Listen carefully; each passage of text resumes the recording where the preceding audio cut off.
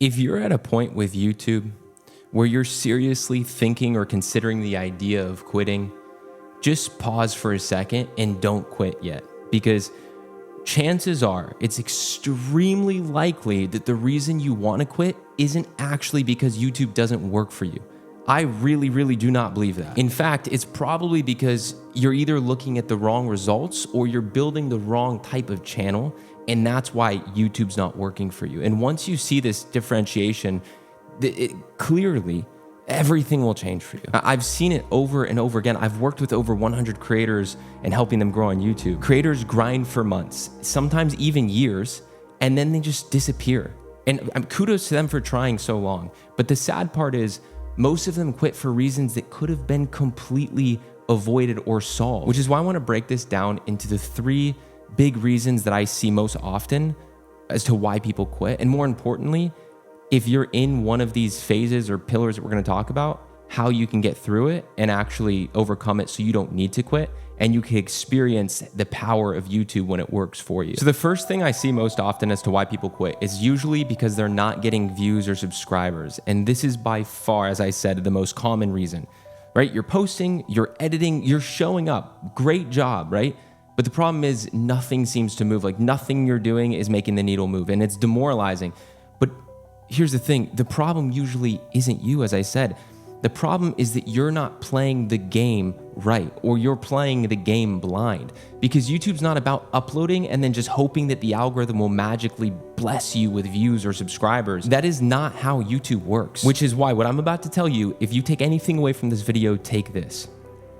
YouTube is about people, humans, and humans click and watch videos for very predictable psychological reasons. And if you don't understand that psychology, you'll always feel like you're guessing. But once you do understand it, it's like flipping on a light switch. I have paid a lot of money for mentorship and coaching. I have read probably any marketing book that you put in front of me. I could confidently say I've likely read it.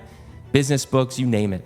Something that I constantly see between the differentiation between some of the biggest marketers where it feels like marketing or getting in front of people is like on easy mode. They understand human psychology. That is literally the biggest thing, the biggest difference. Understanding which psychological triggers evoke what and certain psychological principles. You don't need to go become a psychologist.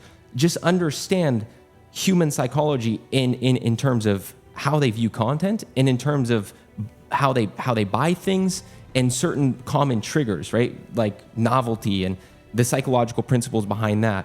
In the book Diary of a CEO, Stephen Bartlett has a few chapters all about this that were like revolutionary for me. But for now, here are 2 practical principles that you can actually use and implement right away.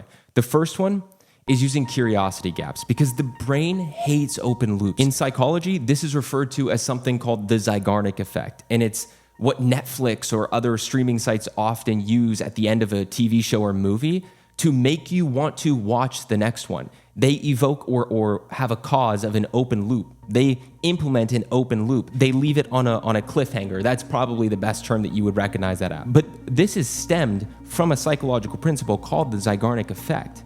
So if the biggest streaming services and creators are doing this, why are you not doing this? It's like playing content on easy mode because you're playing into human psychology. And if your title and thumbnail open a question in someone's head, right? If it evokes any sort of curiosity, a question that they need answered, if it hits on a pain point, they cannot help but click on that video. For example, let's take the editing niche, right? Let's come up with 2 titles for the editing niche. Let's say we come out with a video and the first title is editing mistakes to avoid. Now let's say we come out with the same video, but let's use this title instead. Why nobody talks about this editing mistake. 1 makes you scroll past and not have any emotion evoked, and the other makes you curious. It makes your brain itch, and the only way to scratch that itch that our brain has is to click and watch the video. The next psychological principle or trigger that you can implement right now in your content is identity triggers, okay? So people don't just watch content.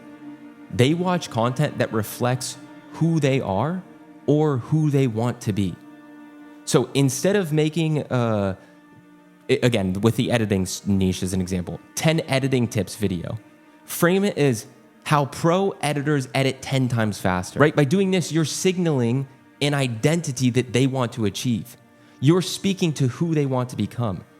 That's why if I'm targeting brand new YouTubers, I could say, here's how to grow 1,000 subscribers extremely fast, right? I would optimize that a little bit, but it's placing or positioning your video into their desired identity. And when you learn how to consistently tap into human psychology, views and subscribers, they stop feeling like luck or like something that's impossible to get, and they start becoming inevitable. Now, the second reason I see most people wanting to quit is because they're just not enjoying what they're creating. And this usually happens because creators start chasing what they think is only going to get views instead of what they actually like to make.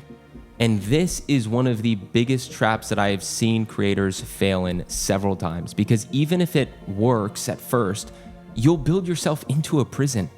Imagine spending years creating content that you secretly hate just because you thought it was the right vehicle or the right niche for you to take at that time for views or vanity metrics.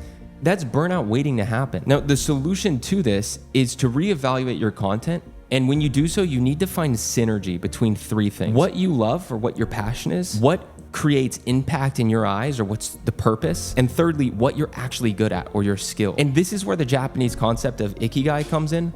It's really what it talks about is finding the sweet spot between passion, purpose, and skill. And when your content sits at that intersection between those three pillars, creating doesn't drain you.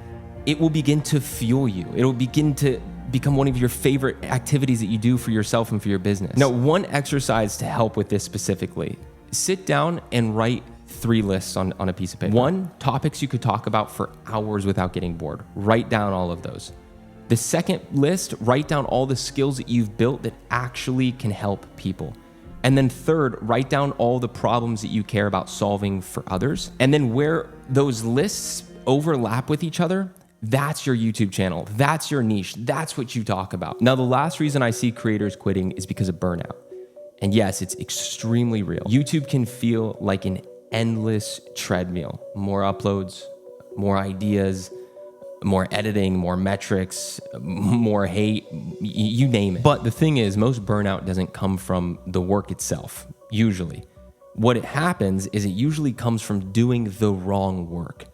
Because when you're aligned with what you love and you actually see results because you understand the psychology behind views, behind people, the grind feels completely different. It's still hard, yeah, but it becomes meaningful. It becomes addictive. So if you're thinking of quitting YouTube, the truth is you probably don't need to quit, and you probably shouldn't quit just yet. You just need to realign. Learn the psychology behind why people watch. Create content that you actually enjoy to make. And once you have those 2 things in place, burnout becomes manageable. And if you do ever catch yourself doubting, because it's normal, remember, YouTube isn't a sprint, it's a marathon. It's okay to take breaks. The creators who win are the ones who refuse to quit long term. But more importantly, they're the ones who fix what's broken before they actually go ahead and give up. By the way, if you guys want to join a 6-week, almost like a boot camp to inject insane growth and monetize your channel through your own offer, and if you want to learn the step-by-step on how to do that and get it all done and complete within 6 weeks, I'm launching a cohort. It's called Content OS, and it starts September 15th. We have only a certain amount of spaces, and they're already filling up. So if that sounds interesting to you, I'll put the link below and you can check it out, but only if it sounds interesting to you. With that being said, guys, I hope this was helpful, and I look forward to seeing you in the next one. And remember, I'm rooting for you.